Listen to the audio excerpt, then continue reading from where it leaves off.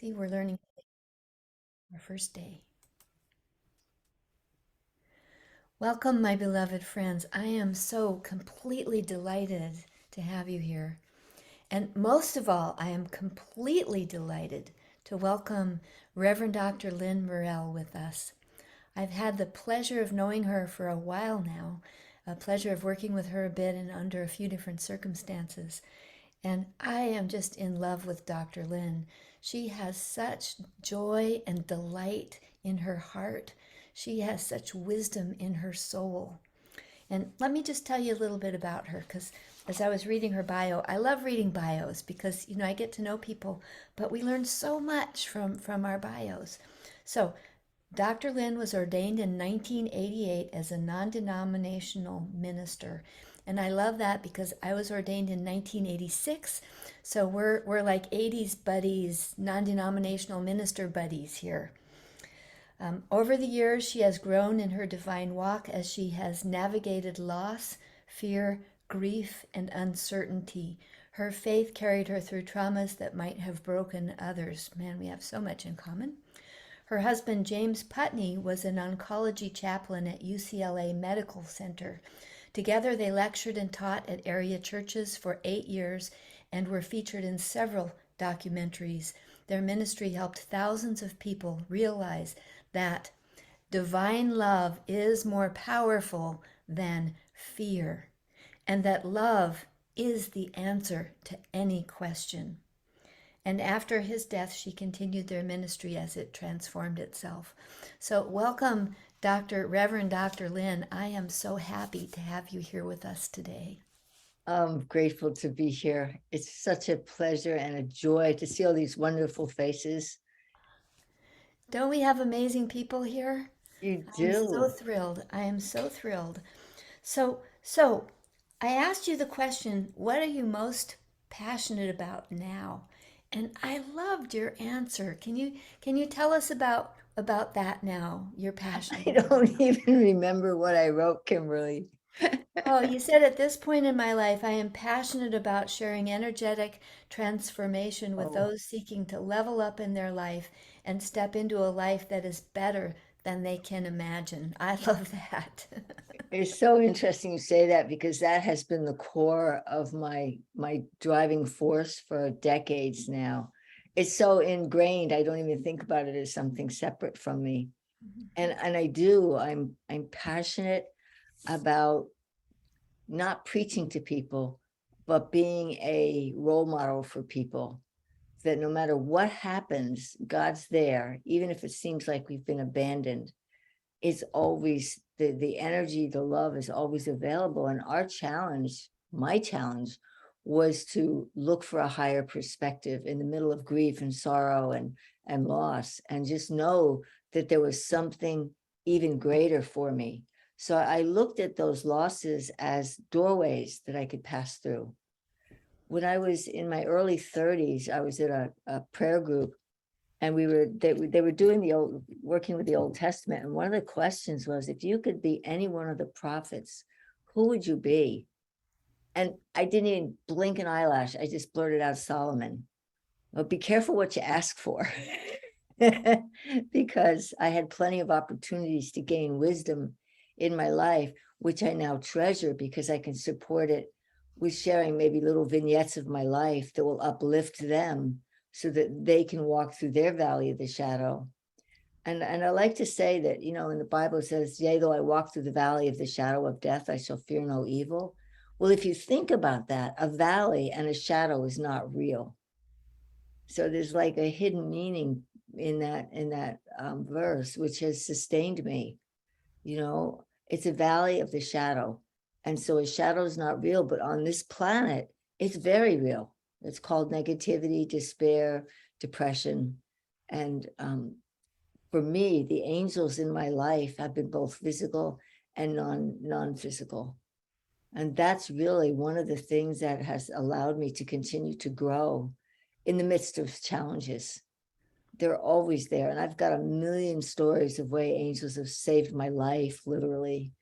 And it's really exciting that you're bringing this to the world now. Something that, oh yeah, angels, angels. And yet angels are with every one of us. They're here to guide us. They're here to support us.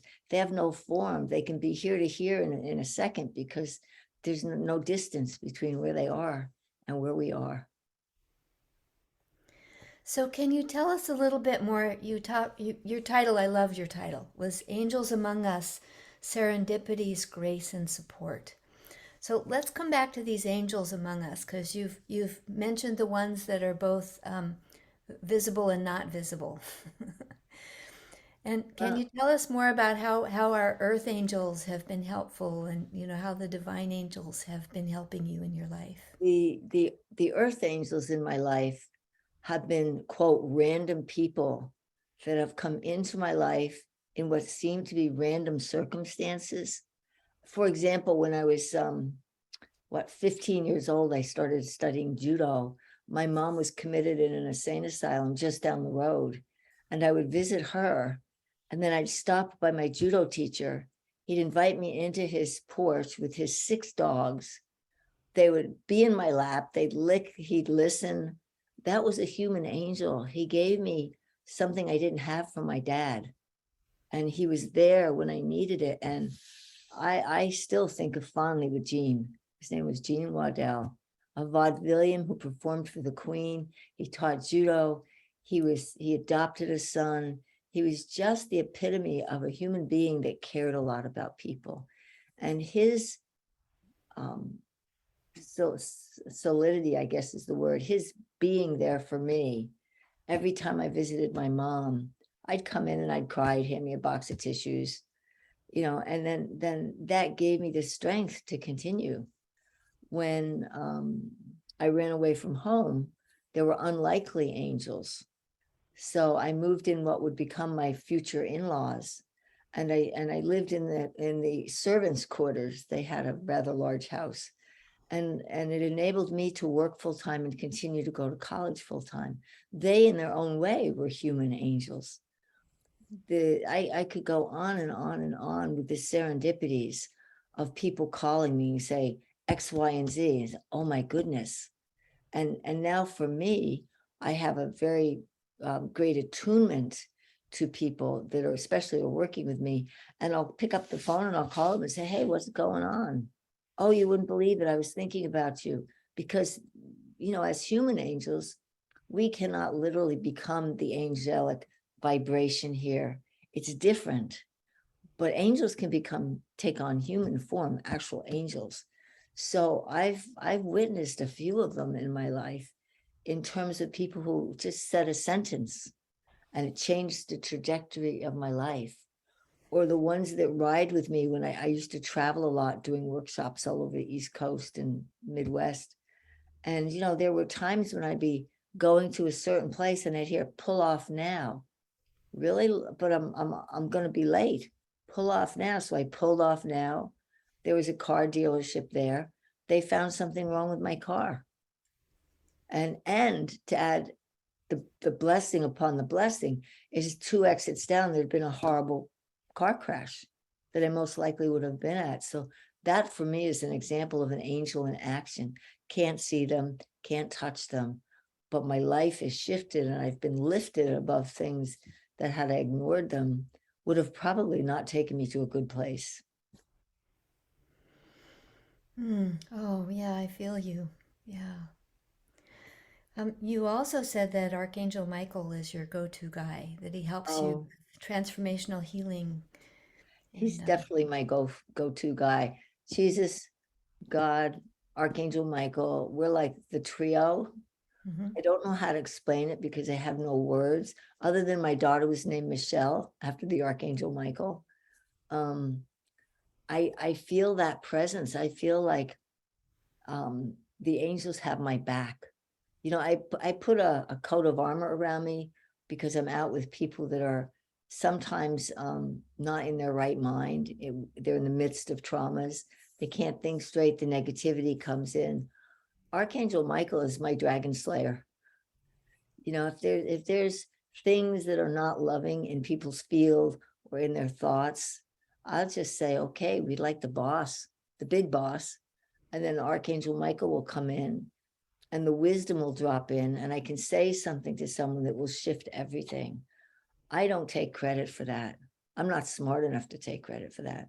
So every session I do with anybody, I'll say, are you okay with prayer?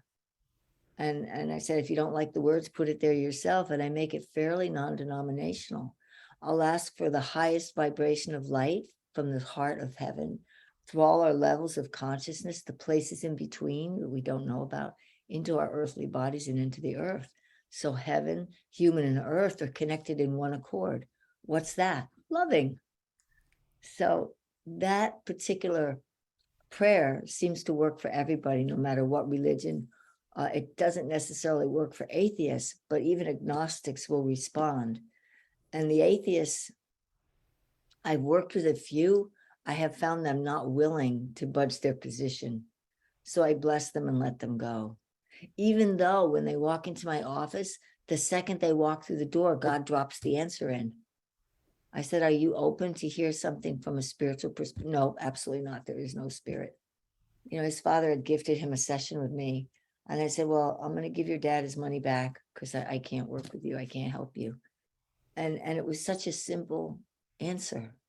So that's how we as humans will get in our own way. We think we know something. As soon as I think I know something, I know nothing, which makes it really, really nice to ask angels for help and Christ for help. And I call it the boss for help. Archangel Michael is the one that I do believe has protected me numerous times. I'm thinking about really big angelic stuff. When I was living, I ran a spiritual retreat center in northern Pennsylvania for 8 years, and I was asked to give a speech in New Jersey. So I left, and this is a serendipity. This is God's grace and unseen angels. I stopped at the post office, and someone had sent me $100 as a thank you, because I de-ghosted their antique store. It's a funny thing to say. But I thought, wow, that's so sweet of her. And I stuck it in my wallet, and I didn't bring a lot of cash with me. Well, I hit black ice on the highway, and I spun off and I went into a ditch where I wasn't easily visible to other cars. So I being from New Jersey originally, I locked my door with the engine running. Not smart. I walked up, I waved, tried to wave people down. It's about 6 o'clock at night. It's getting dark, and nobody stopped. And I said, God, I need somebody to pick me up. And so this truck driver stopped. I'm not terribly worried about what people are going to do because I've been doing martial arts for 50 something years. So that was the least of my concern. He took me to a gas station. They came back to my car. They charged me $100 to get me out of the ditch. There was my $100 gift of the angels. So I continued to New Jersey, still black ice, still sleet, far enough that I couldn't turn back. And I'm in a 2-lane road, and it's crowned. So there's a top, and then it's not flat. So a 14-wheeler was coming at me as my car started to slide on the ice in front of the truck. And I knew that I needed help. But I said, God, get me out of here now. That truck missed me by about this far. He didn't stop. I was sitting there shaking. I got to the next highway. I parked under an overhead. A police officer stopped. He says, are you okay, ma'am? I said, yeah, an 18-wheeler, almost 14-wheeler, whatever it was, almost hit me. I drove to the event. I got there like 10:30 at night, and they were still waiting for me. So it ended up being a celebration of souls that had talked and shared, and they knew me. Some of them knew me, some knew of me. And it ended up better than I could imagine, because the angels, especially, I think it was Archangel Michael, got me out of that. And it was so close. Like, it didn't take my mirror off, but it just about grazed it. And I'm sitting there shaking like a leaf. So Archangel Michael is very physical, non-physical, but very real in our presence. And he's done that over and over again. So I would encourage all of us who wonder, are angels real? Yes. Are they corporeal? Do they have forms? Not usually. They can be here and here that fast, even faster. I was reading, some Thomas of Aquinas and Dionysius, and who else was I reading? I can't remember his name. Anyway, one of the saints.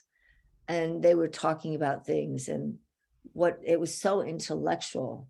For me, my awareness of angels is visceral, not intellectual.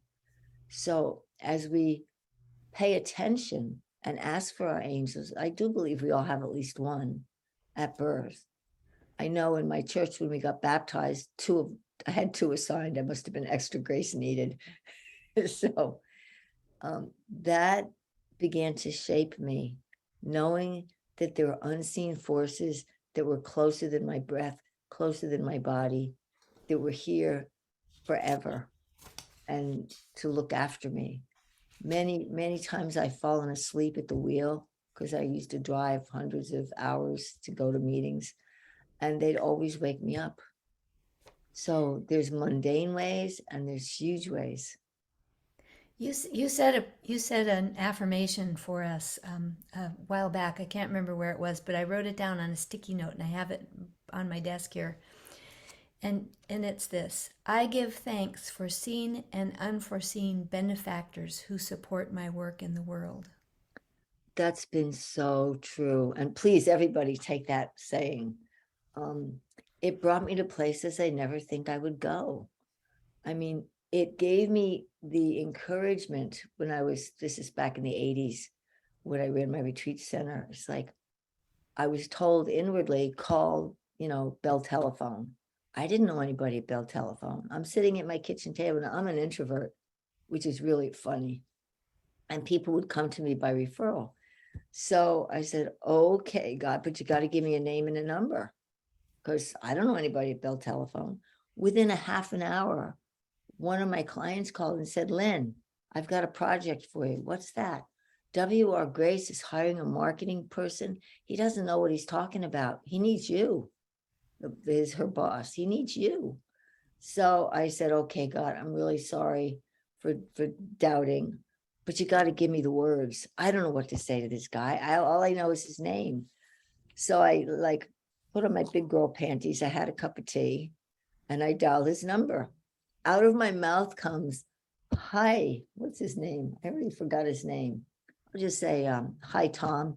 It's Lin Morel. I hear you need a Band-Aid for your boo-boo. The guy cracked up laughing. I'm thinking, oh, Lord, what did you do now? He goes, is the news that bad on the street? I said, yeah. He goes, oh, dear. They were talking about laying off 60,000 people when Bell got divested.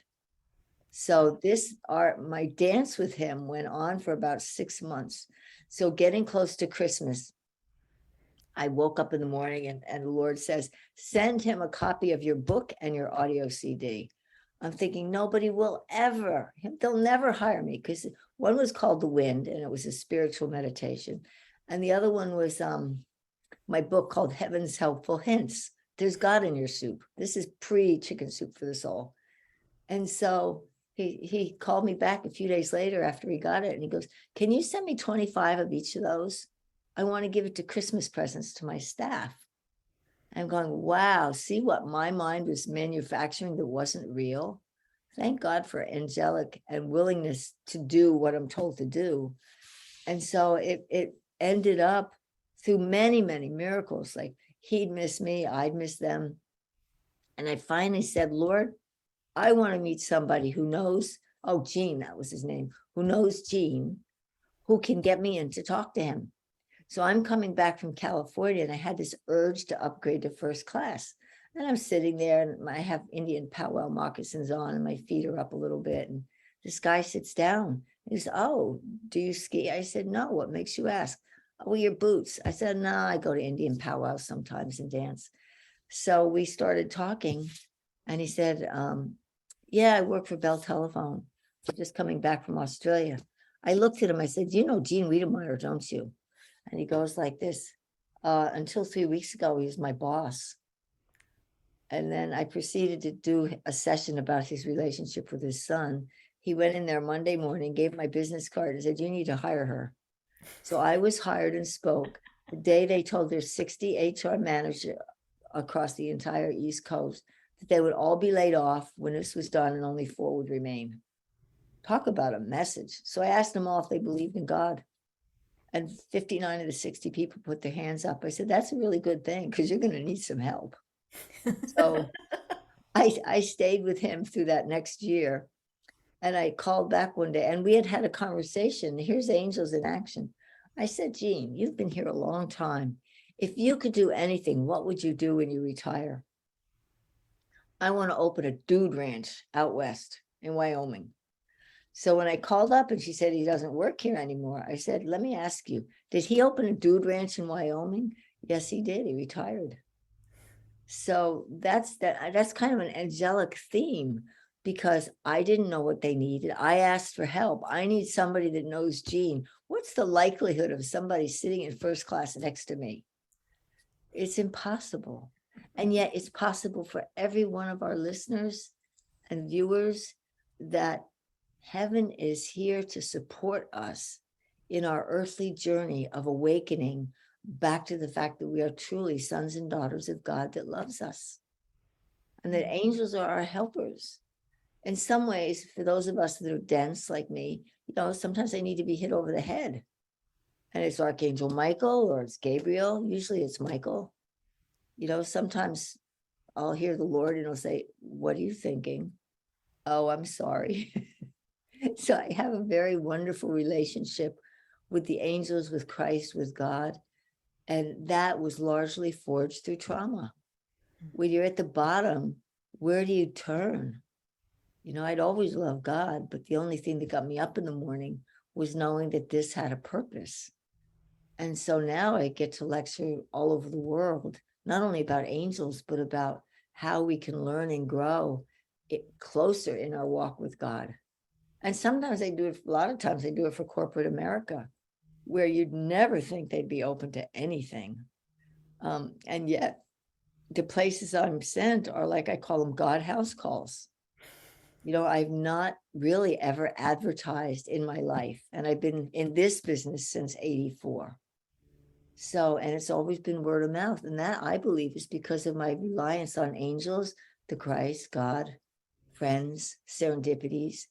So asking for seen and unseen benefactors to support your work in the world or my work, that came when I had been laid off after I just moved cross country to be a consultant for a tech company who hired me. I spoke a little too much truth to one of the new hires who was a higher up person. So he banned any of the people I was supposed to work with from working with me on pain of their being fired.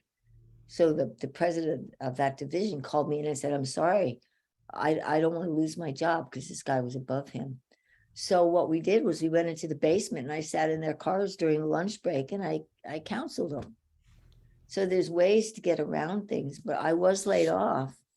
And the head of HR said, Lynn, I'm really, really sorry. I went in the day before. I said, are they going to lay me off? I feel the vibes. No, why would we do that? Well, I got laid off and I didn't have I didn't have unemployment because I've been self-employed for 20 years. That's when I wrote that phrase. And within a week, a client whose life I had saved and his girlfriend whose neck had been broken, and I flew in to work with her. They both appeared out of nowhere to see my new house. They took one look at me and said, what's the matter? I said, I can't get unemployment. I don't have any clients because I've been working with this company. He goes, oh, how much do you need? I said, well, I just bought a house in California. My nuts at least 5,000 to 8,000. And he goes, done. I said, what do you mean? So he sent me 60,000 a year. And she, who I didn't know was a millionaire, sent me 30,000. So they gave me outright $90,000 to build my life, to get my consulting practice off the ground. And I offered to pay them back. No, you're the closest person I know to God. This is our gift to you. So that's why I talk about benefactors, seen and unseen. They were human angels, and I had the man had burned my retreat center down. So I guess he felt obliged to give me some money. I don't know. And I had helped her heal her broken neck very rapidly. So the unseen benefactors are always here. They're closer than our breath. They're in us, around us, above us, below us. All we have to do is say help.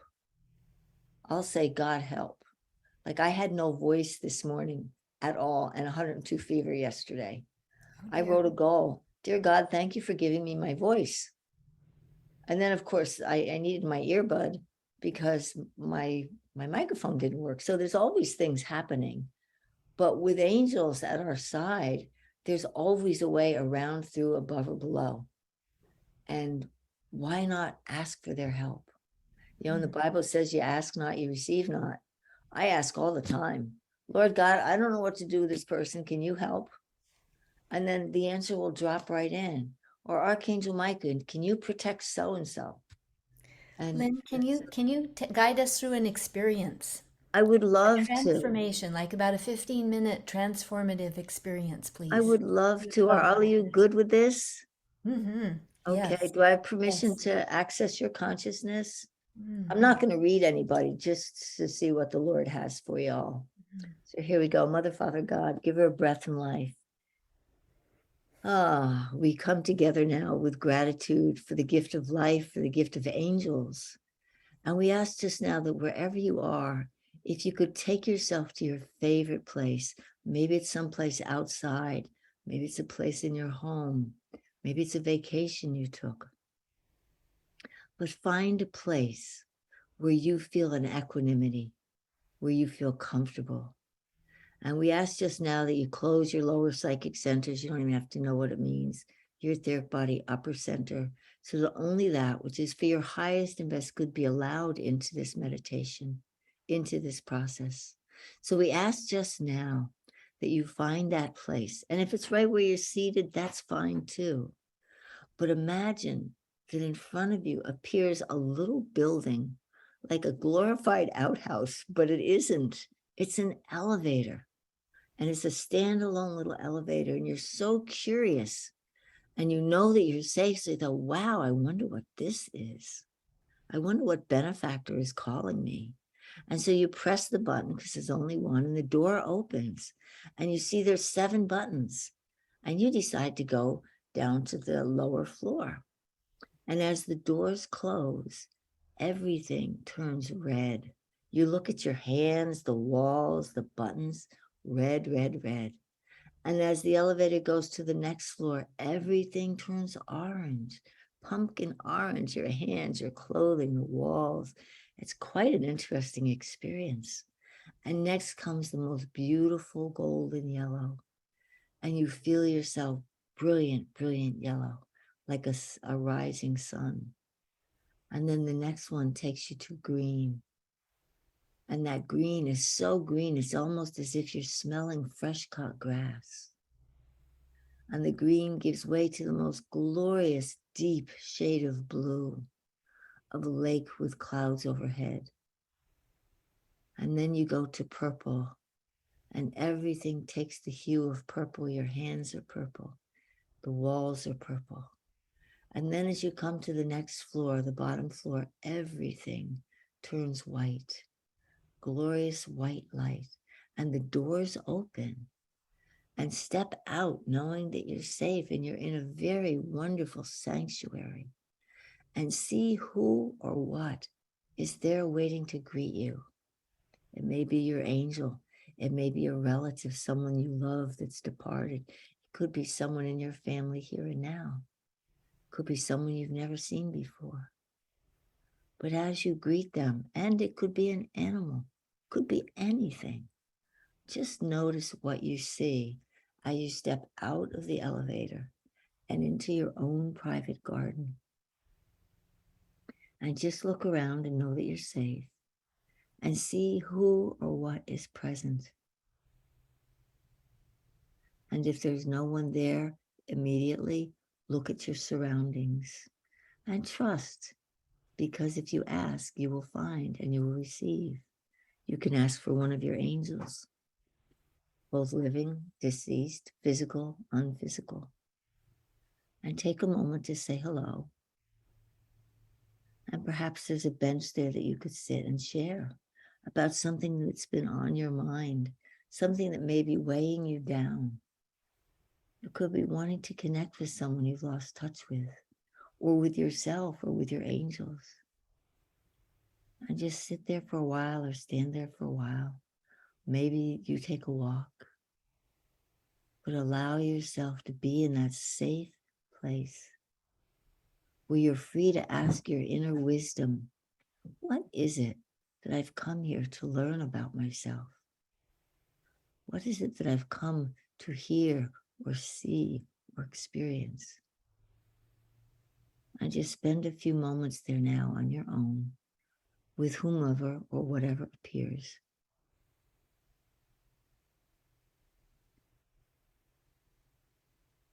And know that you have an opportunity to lay down a burden if you're like, or to bless a joy and ask it to come into greater fulfillment, to bring healing between you and another or between you and yourself. And feel the angels that surround you in that place, anxious to be there, to serve, to uplift.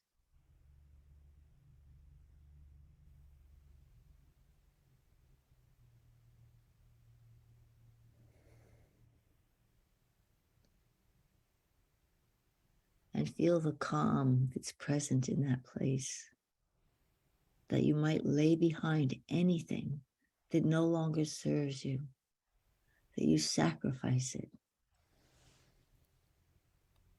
As my 86-year-old mystic friend Sally says, lay your burdens at the foot of the cross and walk free. Or you can send them up, up and away back to the nothingness.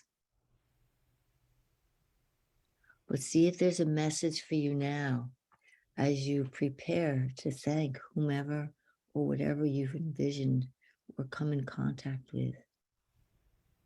And if there's any other question you have for them, feel free to ask it now.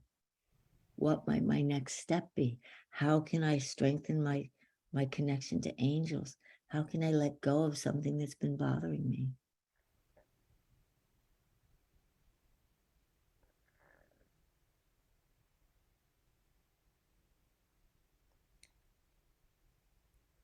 And feel the love of the Christ and your angels pour over you. To know that your questions have been answered, maybe not exactly now, but moving forward.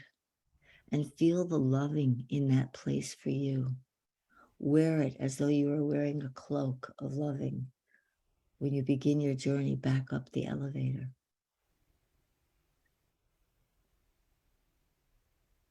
And said goodbye to whoever, whatever that you've noticed. And walk back to the elevator. And you press the top button. And you wave goodbye to whomever you've met. Maybe even yourself.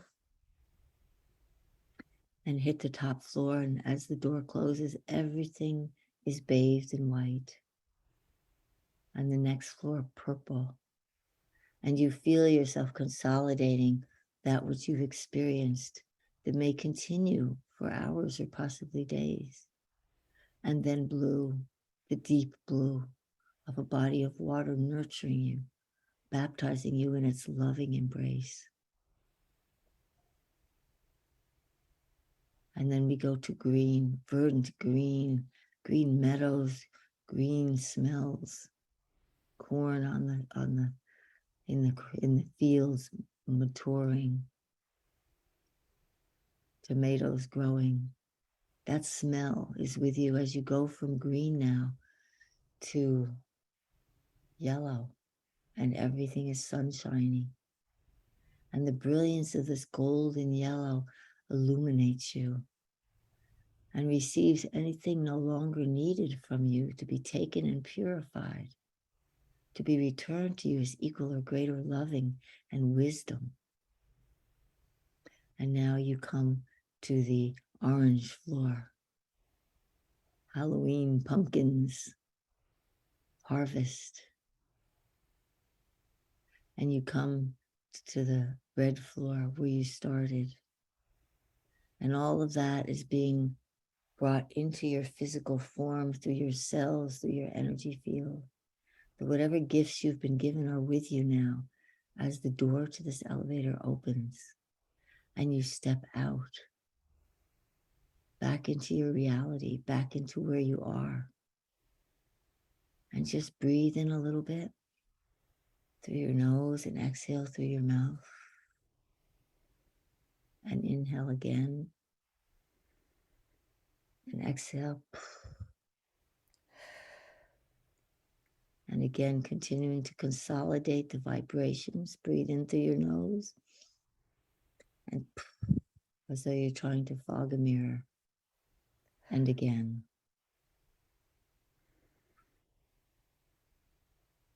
And just now we ask for a blessing and a clearing for all those that took the trip into their inner wisdom.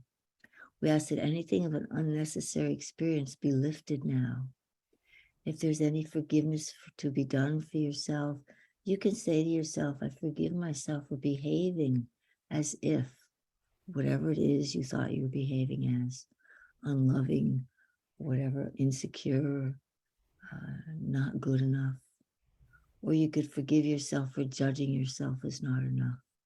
But in this time, just take a moment and know that you are embraced by the divine, the one that loves you, the one that breathes you, the one that supports you, the one that's created guardian angels for each and every being. And when you're ready, you can open your eyes and bring with you what you've experienced and learned, and put a hand over your heart and a hand over your belly, and breathe in all of the energy of loving here for you now, here with the angels now, transforming and transmuting that which is no longer needed right now. And we offer that all to the heart of heaven for it to be returned as equal or greater energy.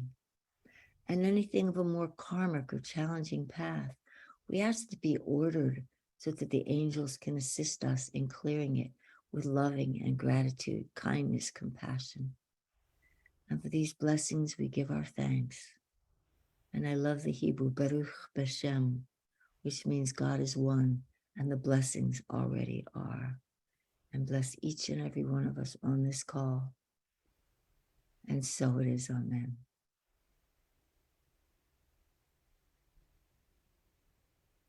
Oh, Lynn, that was incredible. Thank you so much for that blessed gift. You're welcome. My pleasure. Oh, wow, that was so powerful. I want to share a little bit about my experience. And Catherine, while I'm sharing, could you get our breakout rooms ready? Because we're going to have an opportunity to share with each other here. So probably 2 to 3 people each room. So, wow. So this morning, Lynn, for our rosary reading, our prayer that we did this morning, I'm also having trouble with my voice. And I fell a while back and hurt my neck. And so I was realizing during the rosary this morning that my voice and my neck are connected, that it's actually my throat chakra. And this is an opportunity for some very deep healing of really old stuff. And so in that garden, the the beloved came and said, all is well, be at peace. And so I know that I'm receiving that healing now for my throat chakra and my voice and my neck. And that expands out into the world because that brings me into alignment and balance and peace within myself. And as I come into alignment and balance and peace, the world can come with me. So the places in the world, the families who are suffering from a lack of alignment, who are in disharmony, who are struggling and suffering and in conflict, it gives them the opportunity to now come into alignment, into harmony and peace, and to come to peace with one another, with their worlds. Oh, thank you for that incredible blessing, Dr. Lynn. Thank you, Kimberly. I have goosebumps over my entire body. So thank you. Oh, thank you. So, Catherine, do we have the breakout rooms ready? One. Well, okay. So while she's completing that setup, we're going to have about 6 minutes in the breakout rooms and 2 to 3 people. So let's have the person with the longest hair go first. And um, and I want you to share about your experience with Lynn. What did you perceive? What was special to you? What happened? Did you have a healing like me? Did you feel a deeper peace? Lynn talked about her abilities to connect and perceive angels. How was it for you? Could you see that garden? Could you see the precious beings there with you? These are your angel superpowers. So please share with each other how you perceive angels. This is your angel mystic self. What did you feel? Your feelings, your knowing, your hearing, your vision. Those are your angel superpowers. That's your angel mystical abilities. So please share with each other. And then when we come back, we'll have a couple of people share. How are we doing there, Catherine? One more. Okay. That's tricky Yeah, setting up these. And this is our first time here together. So we're figuring it out. There we go. And Okay. special blessings to you, Catherine. That's a oh, brave thing. Oh, beautiful. Beautiful. Whew. Okay. thank you. So I'm let's sorry. pause the recording. Yeah, we'll pause the recording. Okay, Just yes. pause, not the stop, but the pause. um, pause. Oh, beautiful.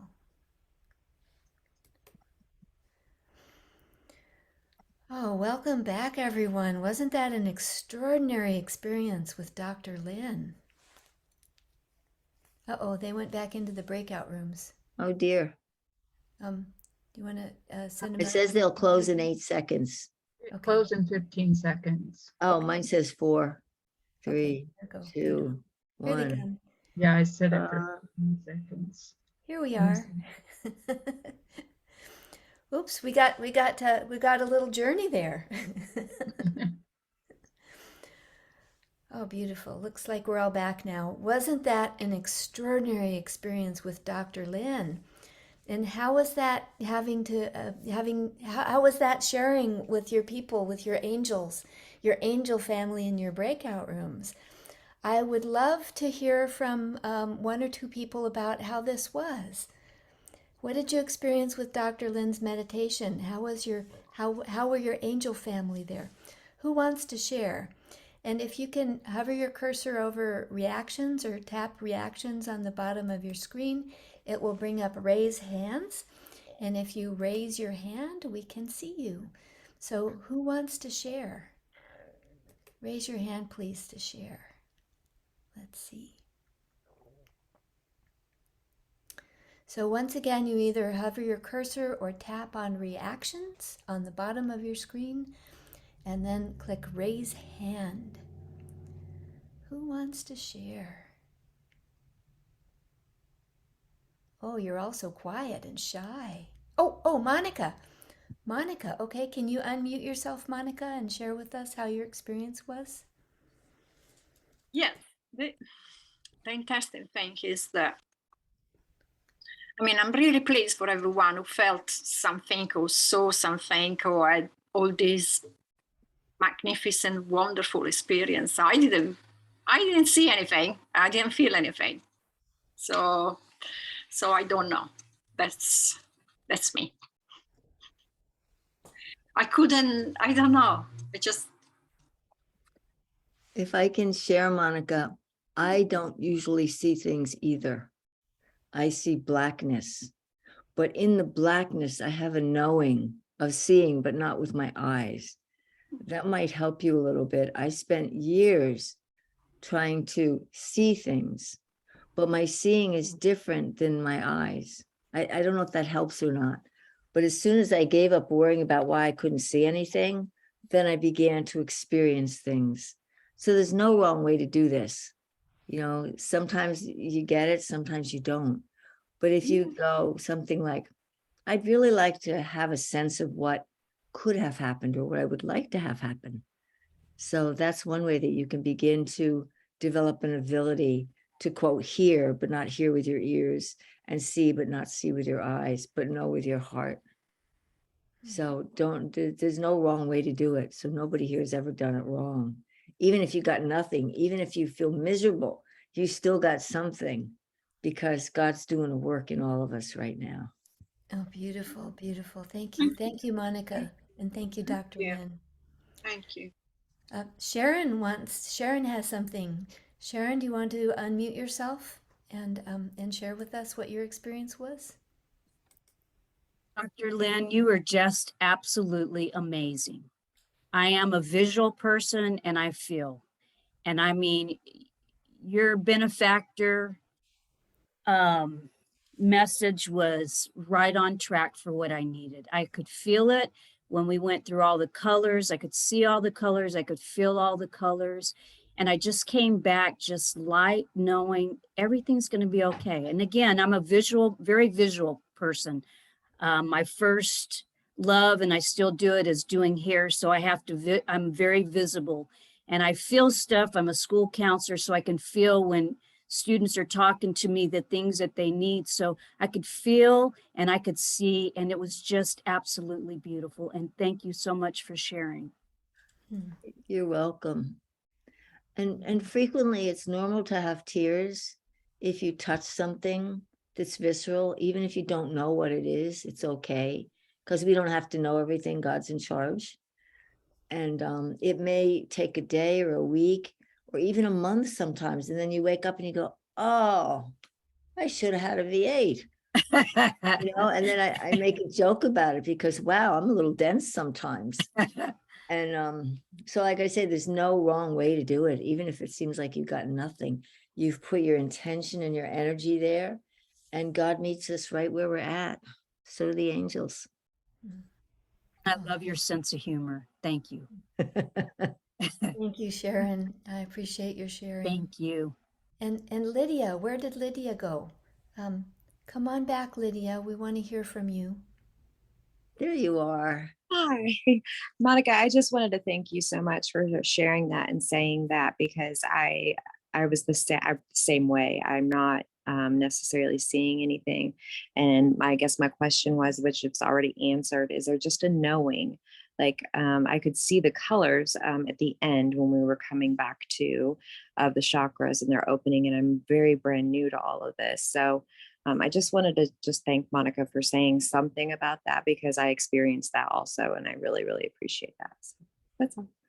Oh, thank you, Lydia. Yeah, thank you, Monica. It takes courage to admit, I don't see anything. Ellis. Hello, Ellis. Welcome. Unmute yourself, please, Ellis. You know, I noticed yesterday, Alice, that you didn't have a microphone. Let me look at your account here and see. Do you know how to connect a microphone? Okay, we're not hearing you. So, Ellis, if you hang out at the end, we'll help you to fix your sound. But for now, if you could tell us through the chat, we'd love to hear through the chat. That would be good. Thank you. Thank you. Thank you, Ellis. Yeah. I see you. I see everybody. I pay attention. You're all so very precious to me. So please stay with us, Ellis, and we'll get your sound fixed.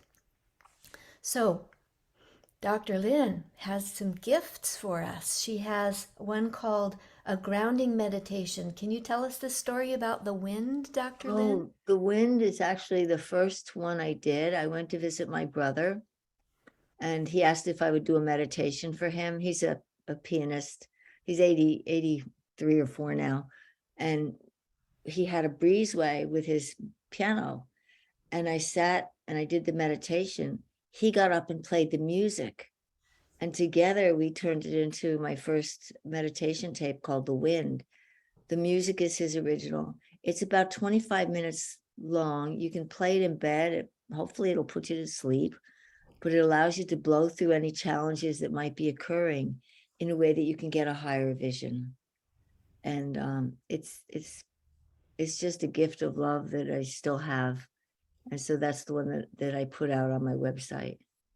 So, and feel free to play it. I played it for myself quite a lot when I was having some challenges. It's pretty funny. And my voice is a lot different, and I'm a lot younger back then too. I love hearing that because I often listen to my own meditations. There was a gift I gave for this Angel Healer Summit, which was a message I received from Archangel Raphael about healing, where he took me to the healing clinic one day. And I've probably listened to that 100 times because it's so incredible to hear the message in my own voice and to take that journey again and again. And each time I discover something new, I feel something new. Oh, yeah. So I'm with you on that. So, Dr. Lin, when they sign up to get that free grounding meditation, what else do they get from you? Well, they get my site. I've got tons and tons of free podcasts, and I've been on a fair number of trauma series. There's all sorts of things you can listen to if you're having a bad day, a good day, from a wide range of people that have interviewed me. And it's my absolute delight to share that with everybody. I do have a couple of books that I've written, well, actually 8 or 9, but we won't go there. My favorite one is called Beyond Lovelyville. It's a parable of rising above challenges and gaining awareness. My last one is called The Grace of Love. It's the 8 years of love emails between my husband and I, the chaplain at UCLA before he passed away. And it's a primer for how to have a good relationship when both partners come out of trauma, and how our commitment was to learn and grow. And if we ever had an argument, we would be more loving on the other side than before. And it was an extraordinary relationship with James. And I went into that being told that he would die at about the 5-year mark. And I decided he was such an extraordinary being that I would rather be married for 5 years than not be involved with him. So he's my angel in heaven right now. And speaking of angels, on his deathbed, he made me promise I would get married again. And I said, no way. Why would I do that? I'm perfectly fine by myself. Now, he was husband number 3, understand. 2 died and 1 was abusive. So I said, okay, you meet him, you vet him, you send him, and I'll decide. So in the space of 6 months, this is angels in action. I'm down at an evolutionary business council in Florida. And my friend Anita Sanchez says, Lynn, James just walked through the door. Really? It's the second time, because about 2 months earlier, a Qigong master was visiting me. And she goes, your dead husband in kitchen. She didn't even know his name because, I'd been widowed already. I said, oh, he hasn't talked to me in 11 and a half years. What's he want to say? He says he vetting man. And 2 months later, there's Anita saying James is visiting. Then we go fast forward 4 months. My dear, dear friend Cheryl, who's an angel extraordinaire, called me and said, Lynn, honey, James is here with me today. He's so tall, I can't see his head in the clouds. I said, oh my gosh, Cheryl, it's a trifecta. What's he want to say? He says he's met a man and vetted and decide. And it's a yes. All you need to do is decide. Well, unbeknownst to me, Cheryl passed away within a month. And 7 people and couples from all over the United States said, you need to go east. Paul won't make it. He needs help. Now, we'd been close friends for 25 or 6 years, and Cheryl too. The 3 of us were like a little gang. And so she passed away. I flew east. I said, if I get a free or cheap ticket, I'll come. Because at the time I was paying off a $25,000 loan that I wanted to do in 6 months. And it was $2,000 for a ticket. But I called Mary, his assistant. I said, Mary, he stopped calling me. Is he okay? Lynn, you got to come. He's not good. I said, all right, Mary, if I get a cheaper free ticket, I'll come. Right then and there, I went on American Airlines. It was a $90 one-way ticket. 2 days later, it was in the news. There was a glitch in their computer system and they honored all the $90 tickets. So I came here. We walked out of his office and there was a rainbow. It was like it was in a bubble because it was different. The energy underneath it was different than on top. And I pretty much nurtured him back to health, got him through the celebration of life. He was in what we call a classic widowmaker position, which was like this, which means a heart attack is pretty imminent. So I sort of nurtured him back to health. And he goes, can you say for Thanksgiving? Yeah, I guess so. I was supposed to fly to Florida for Thanksgiving, but my client's in-laws were coming. So we postponed it. So he and I cooked Thanksgiving here for his son. And it was just remarkable. And then Christmas came. Could you stay for Christmas? And then New Year's came. He goes, can you just move back here? And in the middle of that, I'd met my daughter and we went shopping and I saw this beautiful silver necklace bracelet with a opal, probably a fake opal, but it was stunning.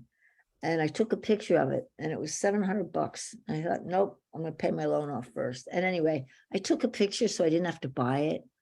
I could just kind of eat it, so to speak. So I showed it to Sean, who worked with him. I said, look what I saw. Yeah, I was going to get it. And then Paul looked at it and he went, and I read people and I said, I put no, no, no in my consciousness. No, you can't buy that for me. So the next weekend he says, Lynn, you want to go for a drive? I said, sure. So we're going for a drive. I said, are we going to New Hope? And he took a different road. So he surprised me and we got there. We get out of the car. He goes, do you know why we're here?